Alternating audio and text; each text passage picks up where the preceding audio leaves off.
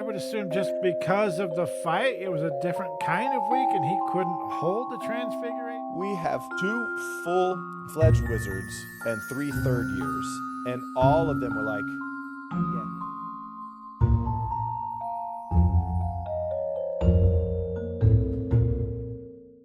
Welcome back, witches, wizards, and muggles to Squibs Corner. I'm Jeremiah. And I'm Andrew, and tonight we're jumping into Chapter 20, The Dementor's Kiss of Harry Potter and the Prisoner of Azkaban. Before we move forward, let's move backwards to Chapter 19, The Servant of Lord Voldemort. But before we do that, we want to give a huge thank you to everybody that's listening or watching, who's shared it with friends, who's liked, who's subscribed, who's comment.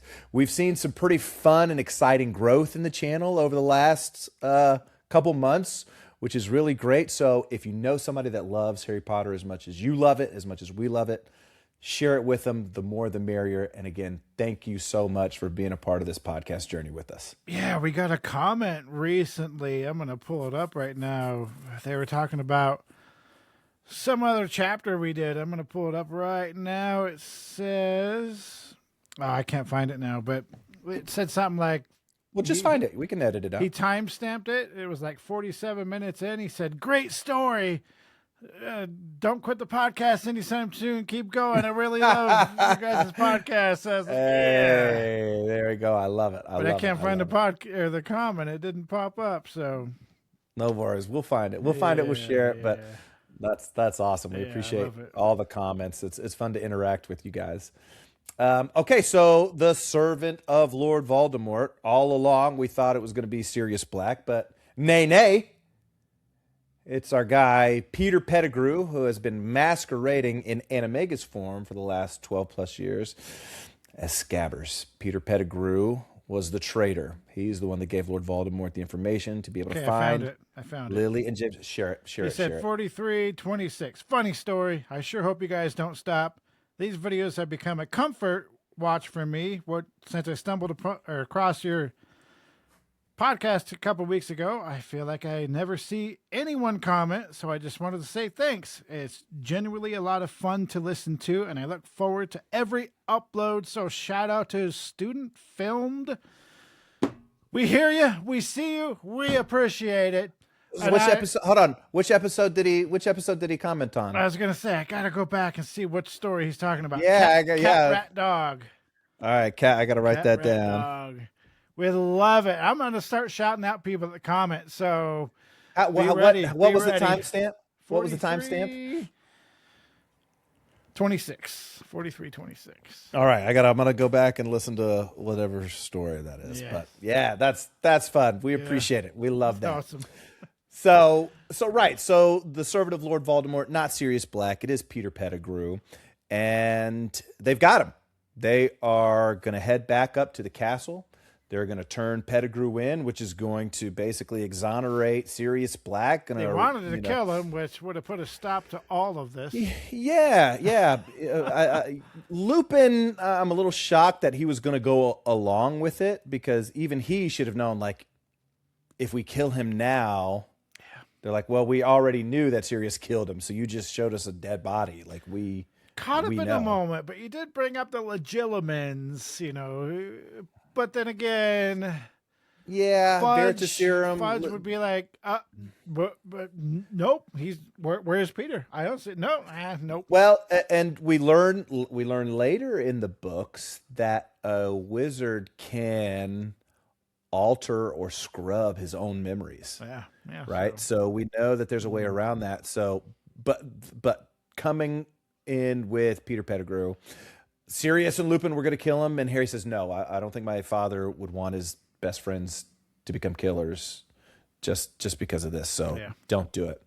So anyway, so they're okay, cool, we'll take it back up to the castle, and they are in the tunnel, leaving the Shrieking Shack, going to the Whomping Willow, and that's where our chapter starts. Yes. Such a great chapter. Good chapter. It was a good chapter. 7.5 pages, but man, it's so good. How do I keep getting stuck with these shorties, man? I brought that up to my wife. I said, this. I looked at it on Audible, and I was like, this is like a 12-minute chapter. Yeah. And the last chapter that I did was like a 35, 36-minute chapter. Yeah, it took me about an hour to write it. I think I managed to get the script like maybe a page longer than the chapter was. But I was like, these 7-chapter notables are gonna suck. But let's go ahead and get into the 7-word summary.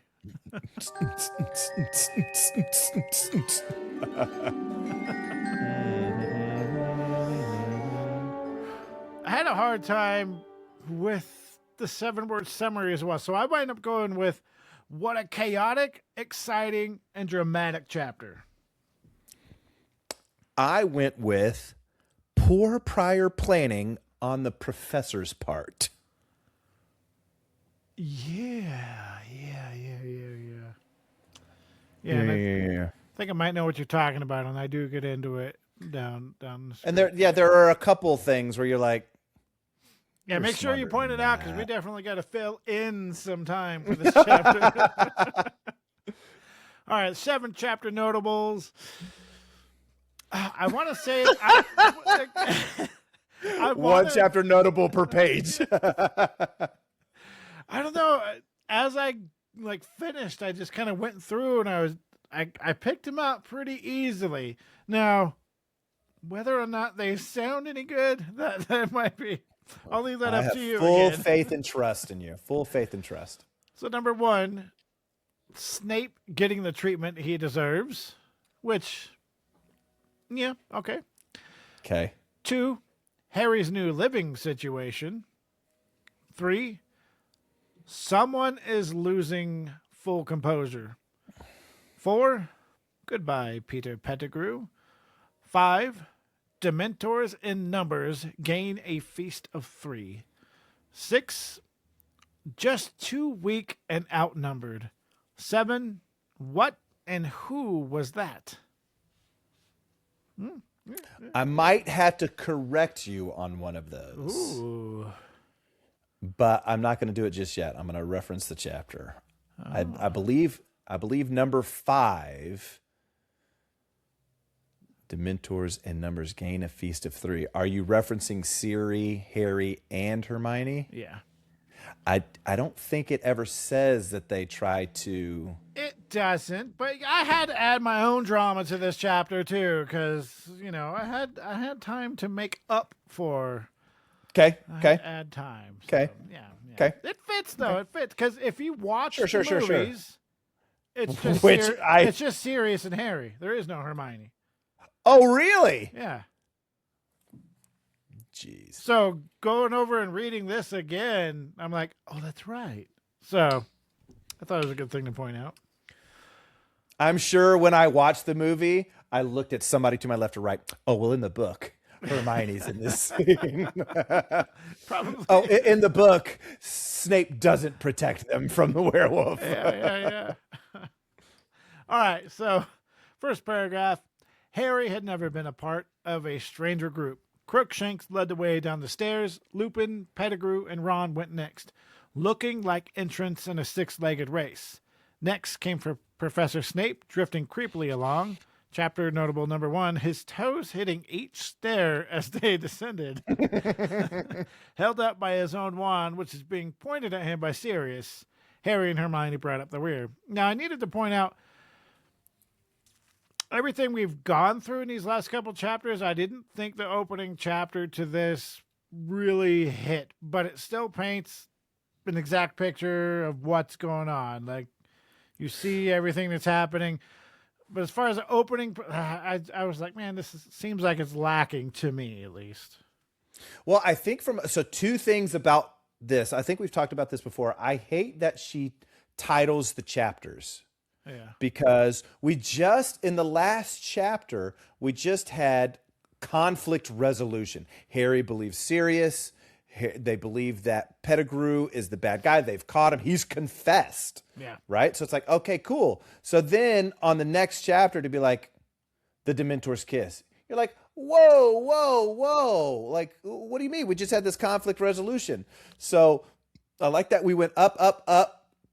and then we're on a down right now. We're on a peaceful down, right? It's like, okay, cool. Because then, it was like a lot of build up, and then we suddenly calm down, and we also don't get to the Dementor's kiss till the very end of the chapter. Sure. So again, another one of those situations. Yeah. Okay, so let's see. So they're walking through the tunnel, and as they're walking through the tunnel, Harry is walking with Sirius, and Sirius,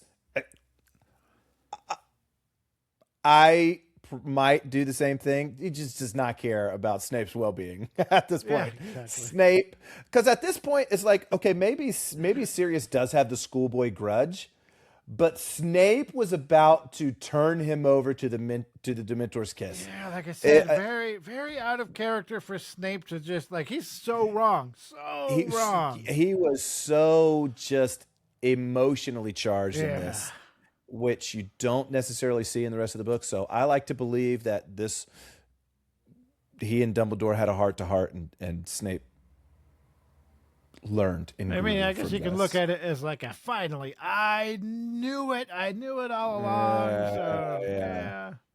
Yeah. So anyway, so they're walking. Snape doesn't care. They're in the tunnel. Snape keeps getting his head. Remember, Snape is unconscious. He's levitating, and Sirius Black has the wand, and he's just letting him hit his head over and over and over, which I think we're all just like, all right. Good. Yes. Yeah, good. Because not even Hermione, typically in this situation, Hermione would be like, we really shouldn't treat a professor like that.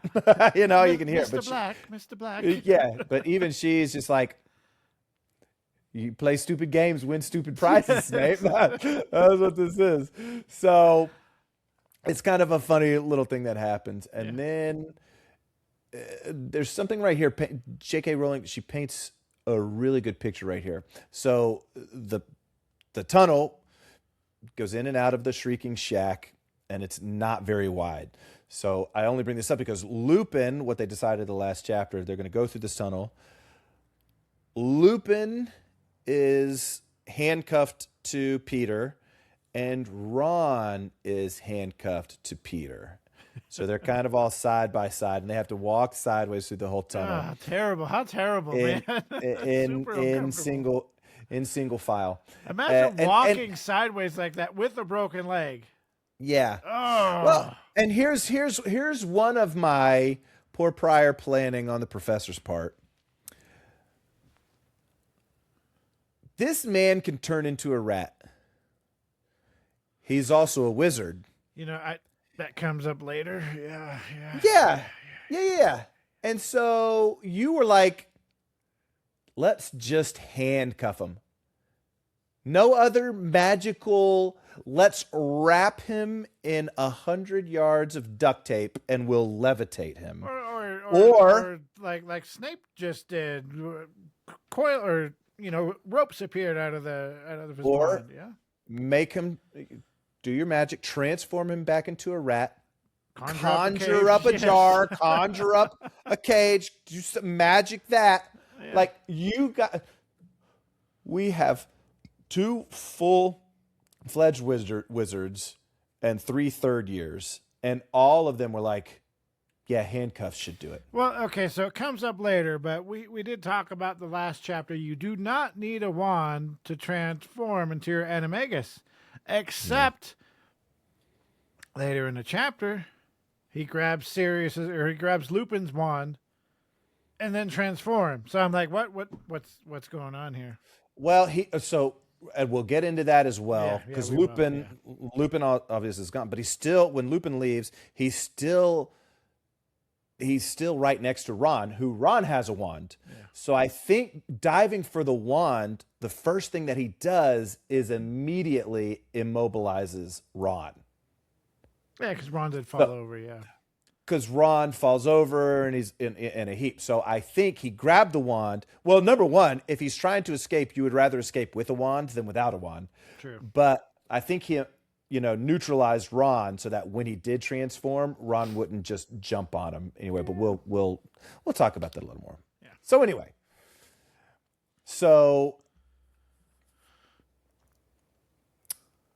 walking sideways. Yeah. So, like I said, so moving on. So back to Sirius, right? You'd think that somebody, now you would think somebody put in prison or in this, having found the person who framed him and is now on his way to turn said person in. Okay, cool. So now getting back to Sirius, obviously, I think if we were in Sirius's place, we'd been in prison, wrongfully accused, wrongfully detained and arrested for 12, 13 years. You finally find the guy that has betrayed everybody and framed you for murder and betrayal. You'd think your sole focus would be on, I got him. I got him. Yeah. I got him. I set out to do it. I finally got him. It took me all year. I got him.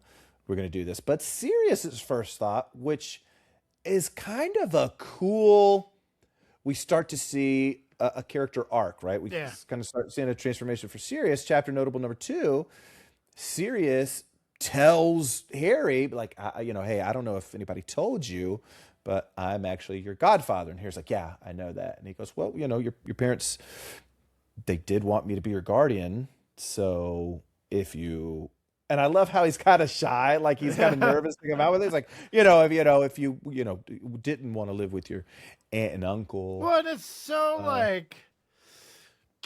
man, imagine you just broke out of prison and all this stuff is going on, and you're going to ask a 13-year-old, oh, hey, by the way, I'm your godfather. I mean, if you wanted to live with somebody that everybody thought was a murderer. 30 minutes ago, he thought he was a murderer. This isn't one of those, hey, it's been a few weeks. Right? Hey, 30 minutes ago. No time to let anything Harry didn't believe you. But anyway, so he's like, yeah, you wanna come live with me? And Harry's like, absolutely. And he's like, I'll understand if you want to go live with your aunt and uncle. And Harry stops and goes, are you insane? Yeah, I love the wordplay. Are you insane? Of course I want to leave the Dursleys.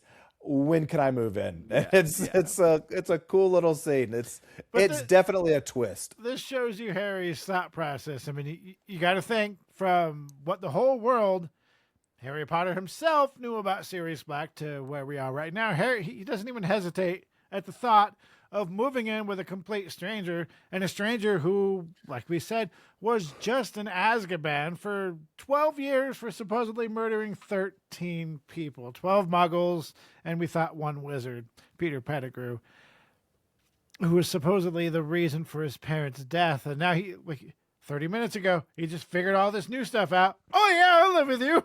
Yeah, sure. That's right up Harry's thought process alley. Does that paint an accurate picture of how much Harry hates living with the Dursleys? Yes, it does. Yeah, I mean, this guy. Well, when it comes into play later, and it's hilarious. It's so good. Yeah. It's so good. Yeah, the end of this book, the beginning of the next book, Sirius Black. Yeah. It's good. But I mean, if you're Harry, also you're like, well, Hermione doesn't seem to have an issue with this, so it should be okay. Yeah, I'll move in with you. Yeah. Hermione's not furrowing her brow at me, so should be good. It's great. So now everything sounds great. We're headed right back up to the castle with Peter Pettigrew so that we can prove Sirius Black's innocence. I mean, come off it. We have 4 witnesses? Lupin, Ron, Hermione, Harry, to the confession from Peter Pettigrew himself. You have to admire the work that Sirius Black put in at this point, right? I mean, he's got a strong case, that's for sure. Oh, he's very strong. Especially if you're showing up with Peter Pettigrew, you got a strong case. Yeah. But it wouldn't be Harry Potter if there wasn't. Alas. Yes. Alas. Yes. Issues. Alas. So it's not the happy ending that we all wanted. I mean, well, first of all, you have Severus Snape, who I might add believe Black is 100% guilty, even though it looks like he was standing there the whole time listening to the story, and he's still like, nah. But he didn't see, he wouldn't even wait to see if Scabbers was Pettigrew. Yeah. Snape's. Yeah, he doesn't care. Yeah. And one of the reasons that Snape is there in the first place is because Snape went into Professor Lupin's office to give him the Wolfsbane potion and just happened to see the map that he supposedly knew nothing about laying open on Lupin's desk and went straight to where they were. The other problem is, well, chapter notable number 3, Lupin never got that potion. And it just so happens that when they finally get out of the tunnel, the clouds part, and there's a nice, brilliant full moon shining bright for everybody to see. Now, I have an issue with this. So earlier, or is it later? Later in the chapter. Yeah, it's later in the chapter or later in the book, because we just learned that Lupin is indeed a werewolf. Later in the book, Lupin talks about Snape having made him this potion, and every full moon he just curls up as a tame werewolf in his office in the castle. So the question is, in order for a werewolf, like let's go into werewolf lore, do they automatically turn into a werewolf on the full moon, or do they have to be in like direct light? Right? Because you're like, look, if he only turns into a werewolf when he's in direct moonlight, well, bro, just go into a windowless room every full moon and you don't need the potion. You don't need to do any of that. But so remember, Buckbeak was executed, or the execution took place at sundown. As they're walking back up to the castle, it's already nighttime, which means that the full moon should be doing its thing. Now, if it's cloudy all night, cool, but it's still a full moon. Yeah. So there's kind of an inconsistencies. It's like, okay, well, does a werewolf automatically transform when it's the full moon, or do they have to be in direct moonlight? You know what? I Googled, not Harry Potter related, just the internet does not lie. Just werewolf lore. It says, yeah, the transformation is, because what we know, werewolf, full moon, woo, right? But you do bring up a good point. So, well, because even at school, when he was a student, they still thought it best for him to leave the castle, yeah, and transform in the Shrieking Shack. So it's like, okay, you could have just put him in, taken him down to the dungeon so that there's no direct moonlight, yeah, and he wouldn't transform. But the assertion here is that every good one, So it says the transformation is triggered by the full moon cycle, the night itself, rather than just direct moonlight, meaning hiding indoors rarely stops the change. While some fictions allow for control, most classic myths dictate an involuntary, irreversible shift during the full moonlight. So it still doesn't really answer the question. Well, right here it says involuntary / cycle-based. I was about to say, if it's cycle-based, then it doesn't matter if you see the moon or not. Because the moon is full. The moon is full whether or not you see it. In many stories, including Harry Potter, the werewolf transform on the night of the full moon, regardless of whether they can see the moon. So, in this chapter, he should have already been a werewolf. I'd say this is a plot hole. Well, not a plot hole. It's just an inconsistency. I could plot hole, kind of the same thing. Yeah, just because the clouds part and then we see the full moon. I mean, I guess it makes it more dramatic, but sure. Like, but I forgot the full moon was tonight. Yeah. And now I'm tied, and yeah. Yeah, you should have already transformed. And that's little inconsistencies like that don't hurt my feelings at all. I mean, I've never thought about it until time travel plot holes. Yeah. Time travel plot holes. Those upset me. I love when we're in an episode and we make each other think like, I've never, what? I just realized. Yeah. Well, I read it and I'm just like, that's no. Otherwise, you just stay in a dark, a windowless room with lights on, have your friends there, nachos, having a good time. I mean, nachos are so expensive now. I just made nachos a couple of weeks ago and it was like $40 and I went cheap. I was like, why is it $40? That's really expensive for nachos. I did not have that on my podcast bingo card tonight. I did not know we were going to be talking about nachos, and yet here we are. Okay, so anyway. Hold on. So, if we're making nachos versus chili cheese fries, right? I'm listening. Chili cheese fries, you usually meat, beans, and all that stuff, right? Are you putting no beans on the chili cheese fries? Well, okay. Well, that kind of nix the question. I was going to say, are you putting chili beans on nachos? Yes. Nachos, because you already have refried beans, right? Yeah. Like typically, and if you're doing a Mexican dish, you're going to have beans are very common in a Mexican dish. Nachos, so yeah, nachos. Nachos for me, it's chips, ground beef, nacho cheese, onions, pickled jalapenos, stuff like that. Yeah. I don't put beans on my nachos, but on my fries, chili beans, okay, yes, but not on my nachos. No, typically I'll use, because you have chili, like traditional chili, that's got beans in it, and then you have like condiment topping, like hot dog chili. Yeah. That's just the ground beef and the seasoning and stuff. That's typically what I'll do on a chili cheese fries. Now I've had it with, regular chili, but Hey, you didn't see us go in this direction, did you? We go deep. We tackle the deep questions. Yes. I know you here at Squibs Corner. Yeah. Because Jeremiah and we're Muggle born. Right? So we're Muggle born, so we know a lot of things. But before I can let you get back to the story, which do you prefer? Nachos or chili fries? Man, I got to be honest with you. If I had to choose, it depends on the sturdiness of the chip.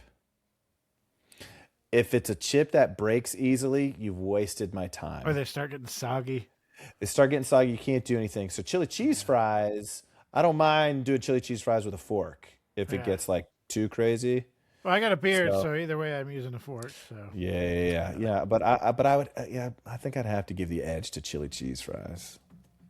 Okay, I give the edge to nachos. But I do love nachos. It's no offense to nachos. I love them both. So we have split ways on this. There you go. You're a Hufflepuff. I'm a Gryffindor. We knew there would be some differences. Yep, and here it is.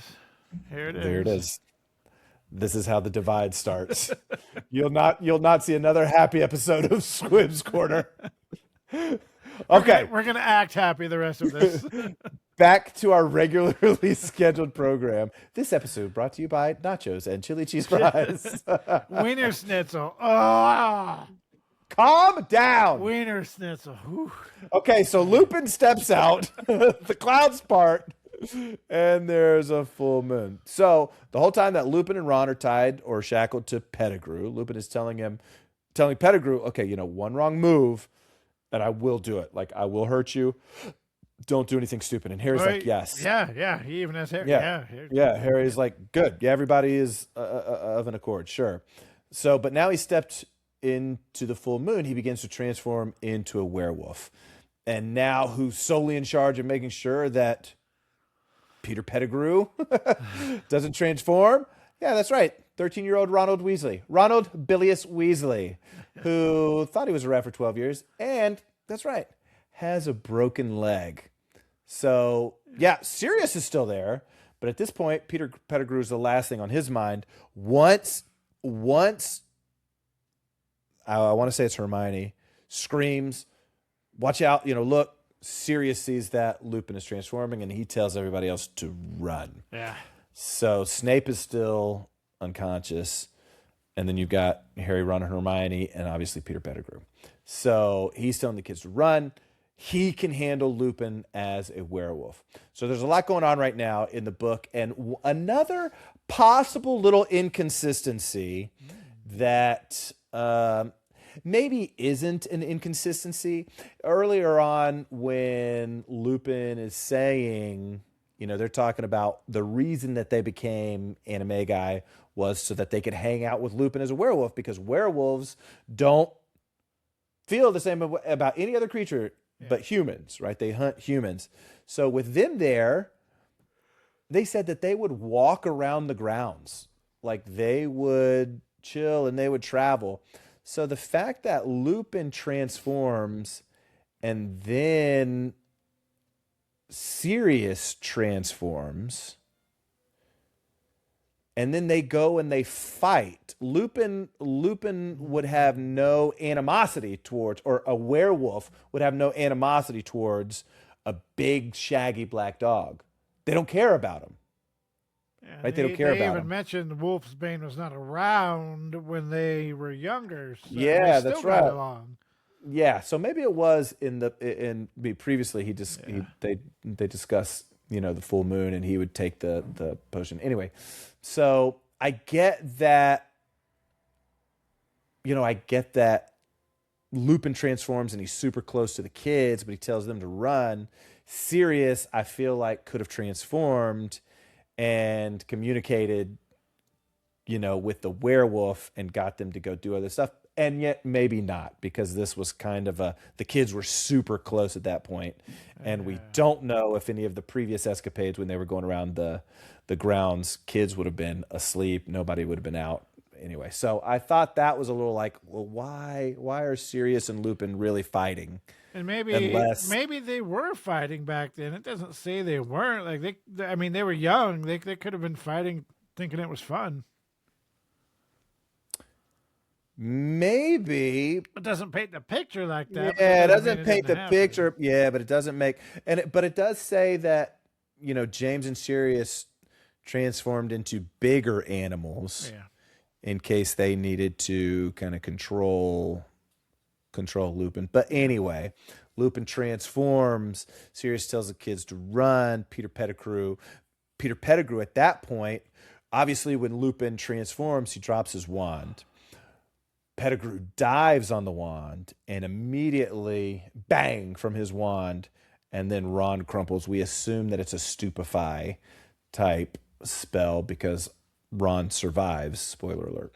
So then, Harry turns around, yells at Sirius, but Peter Pettigrew is gone at this point. So again, kind of going back, maybe the reason that they're fighting, I think it mentions in the book that Sirius grabs Lupin to pull him away from the children. Yeah. To pull him away from the directions of the children. That might have started that conversation. So anyway, chapter notable number 4, goodbye Peter Pettigrew and goodbye Scabbers. He's gone in the nighttime. We've got bigger fish to fry.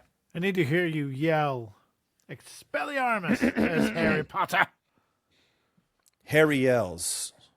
Well, so he does Expelliarmus to Pettigrew, which works, and the wand goes up high, and then you look down at Pettigrew's. So Harry yells at Pettigrew, Expelliarmus! That was more Snape. Yeah, it was. We hear Harry yell Expelliarmus many, many times in this book. Expelliarmus! Was it something like that? Yeah, we'll get there eventually. Expelliarmus! But they have lost Peter Pettigrew. He got away. Yep. Goodbye, Peter Pettigrew. And here's where we start getting into the title of the chapter. So, yeah. Sirius and Lupin had vanished. There was a loud yelp from Sirius's dog form. Harry and Hermione ran after the sound in chapter notable number 5.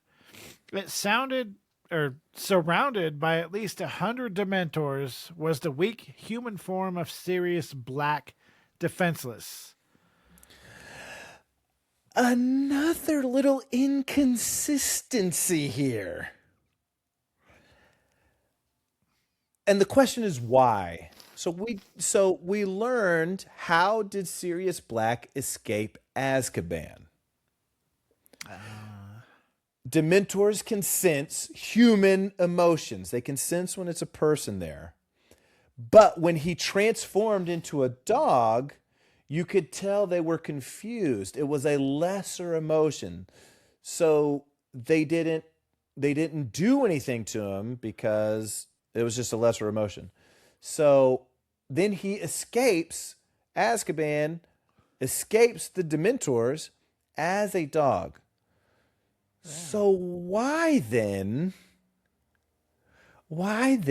would he transform back into human form in the presence of the Dementors? He was pretty weak in Azkaban as well, but I would assume just because of the fight, it was a different kind of weak, and he couldn't hold the transfiguration. Maybe, I don't know, but to be able to transform in Azkaban, I mean, you want to talk about being around a lot of Dementors. Azkaban is Dementor Central. Oh, I would also assume, like, even in your dog form, that many Dementors around. Like maybe they came because of the commotion and he already started getting weak. Maybe they got the commotion, but I don't see. They went to the Quidditch pitch because there was a lot of happy emotions. Yeah. I don't think they would have sensed any happy emotions from what just happened. Yeah. And you'd think, because here's the thing, the entire forest where they are, right? They're near the forest, and tons of animals. The Dementors aren't going. You've got centaurs in the forest. Do we know that yet? Spoiler alert. I think so. Yeah. We do. Book 1, we meet the centaurs. I was thinking one's not teaching yet, so we haven't. Yeah. So there's centaurs. So you got to realize. I mean, imagine that it makes no sense for Sirius to be in human form if the Dementors are around. Yeah, I'm gonna look this up. I want you to look it up. Okay, look it up. Yeah, so Google even backs up what I said. Sirius Black transformed back into his human form because he was severely weakened and injured from fighting Lupin and overwhelmed by the Dementor's presence. That's exactly what I said. Maintaining an animagus form requires conscious effort and mental strength, which he lost due to the intense fear and malnutrition and exhaustion, forcing him to revert to his human state. Balderdash. That's how he was in Azkaban. Well, now he's malnourished and everything, and also fighting. He's not just sitting there. Yeah. Okay. So back to that. My thought is that it makes more sense for Sirius to have stayed in wolf dog form, and you and the internet are saying he was too weak from combat. Rebuttal, Andrew. Rebuttal now. Don't make me keep saying rebuttal. Rebuttal. It makes sense. I can buy that. But I still feel that Sirius would have done everything in his power to. Oh, I thought you had found a rebuttal. No. I told you I was Googling something not related to this. It's related to. Oh, I guess I can't even bring it up this podcast.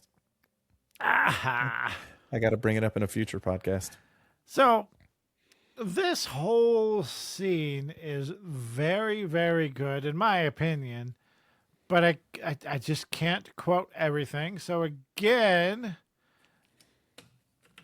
go read the book, because this is great. And we'll just do a brief little summary of what happened. I love it. Chapter notable number 5. Sirius was surrounded by at least 100 Dementors, and he was weak and in his human form. I know I said that, but he's just completely defenseless. And Harry begins to feel the effect of the Dementors because they ran towards 100 Dementors. Sounds about right. Sounds like something that they would do. Yeah. Well, he tells Hermione to think of something happy, but you have to remember Hermione has she doesn't know how to do the Patronus charm, which leads us to chapter notable number 6.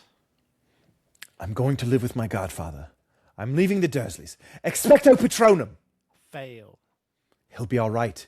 I'm going to live with him. Expecto Patronum. Fail.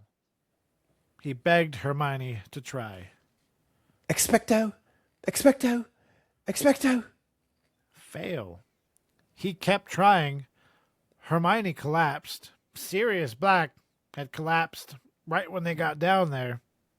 He was alone with 100, no less than 100 Dementors. Expecto. Expecto Patronum. Fail. He fell to his knees. We'll be okay. I'm going to live with him. Expecto Patronum. Fail. No. No. He's innocent. Expecto Patronum. He had failed again. His Patronus was completely gone. Any form, any shape that he had done, just gone. Yeah, I like how it says, right there at the end, the silver wisp comes from his wand and the Dementor stops. And then he just kind of holds out his hand and swipes it away. And then we finally get a little description of what a Dementor looks like with his hood down. Oh. Yeah. So at this point, the fog is starting to come in. He starts to hear that scream, right, when the Dementors get too close. And we find out that the Dementors weren't just going to give Sirius the Dementor's kiss. They were going to do it to Harry as well. The book doesn't say that they're going to do it to Hermione. You would assume because she's there. So yeah, why they wouldn't don't. they? You don't know that theory? There's a theory as to why they weren't going to do the kiss on Hermione? So there's a theory as to why they do the kiss to Sirius and Harry. You don't know that theory? But not Hermione. But not Hermione. Okay, so first off, let's go to the book. Okay, let's see here.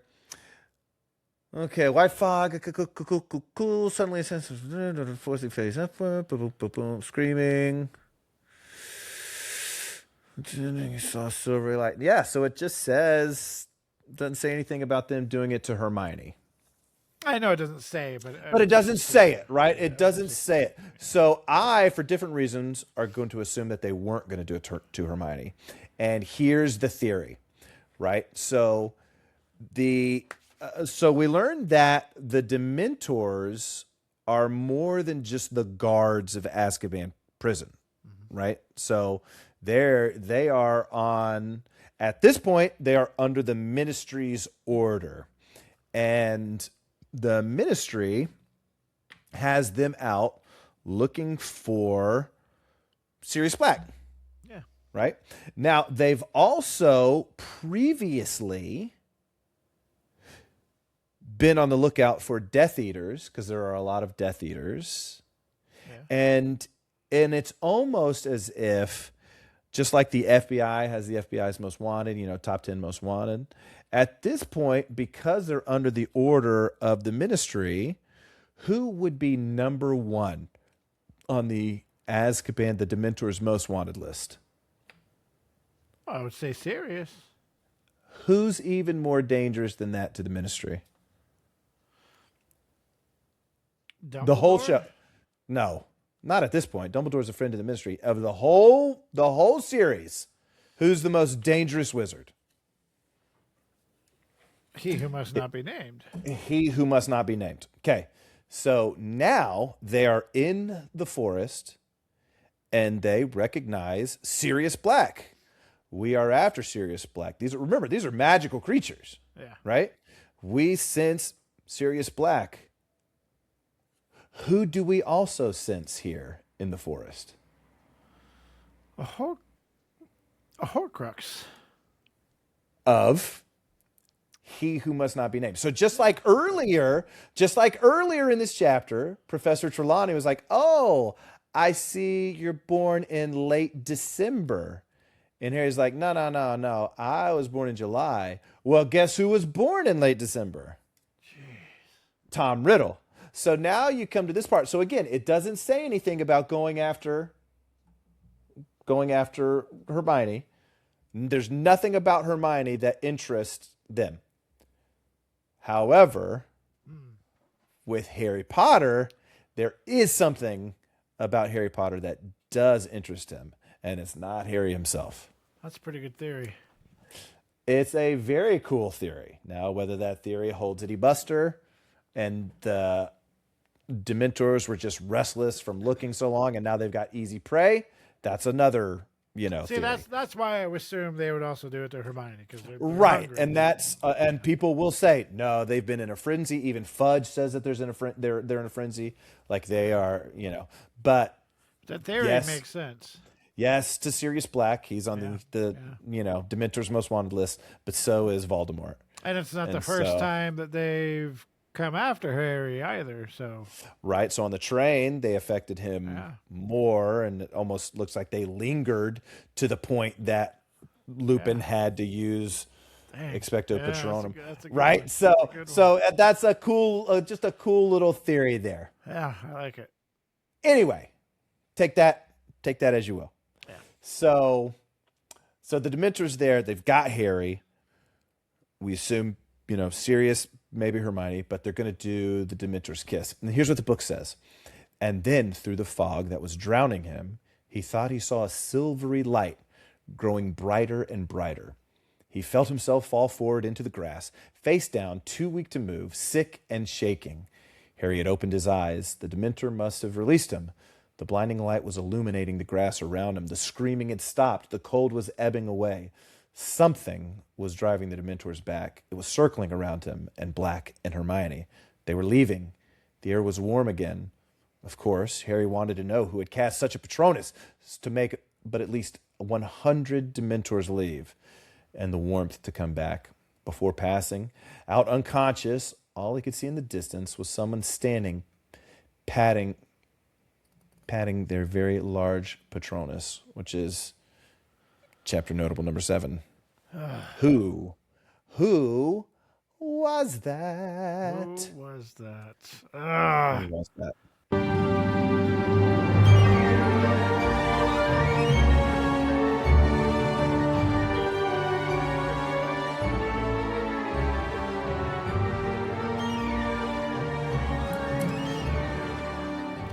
Great chapter. I would say not as great as a previous last few. There was quite a bit of inconsistencies in there that you pointed out. So how do you feel about this chapter following up the last, 3 chapters? I love it. I mean, here's what I've done multiple times. So like I told you, I like to read the chapter, whether I've got the book by my bed and I've got the PDF on my computer. I like to read the chapter and I like to listen to the chapter. The last 3 or 4 episodes, last 3 or 4 chapters, I've listened from that chapter to the rest of the book. Yeah, I keep doing that too. So I'm just like, I'll just keep listening. So even like this one, most of the script I wrote up without even looking at the book, really. Yeah. So it's like, it's almost like, okay, so the last chapter was just a meaty chapter. We learned so much. And in this chapter, it introduces some conflict. It introduces the turmoil that gets us into the next big chapter. Yeah, it's pretty crazy. We get like a big wind down in the beginning, and then at the end, like, ooh, and then boom, like, rev it like back you up. thought, you thought it was so happy, like good. Peter Pettigrew's coming in, and now, oh my gosh, Lupin! It's the full moon. Falls apart so quick. Yeah. Yeah, it's you're just, boom, and then the Dementors are there, and then, oh my gosh, Harry looks over and sees somebody cast a Patronus powerful enough to drive away at least 100 Dementors. So you're like, now who was that? So we'll talk about that in the next chapter. Hermione's secret is a good one. It's a good one. I'm excited. Yeah. And I don't think there's going to be any more 7-page chapters. I haven't looked, but I'm thinking not. Yeah, I don't think so. I don't think so. Well, thank you everybody for joining us. Whether you're watching or listening, press that follow button, leave a comment, leave a rate, share us around to who? All of your Potter friends. Yeah, not just one or two, but all of them. Yeah. We'll know if you don't follow instructions. We'll know. We'll know.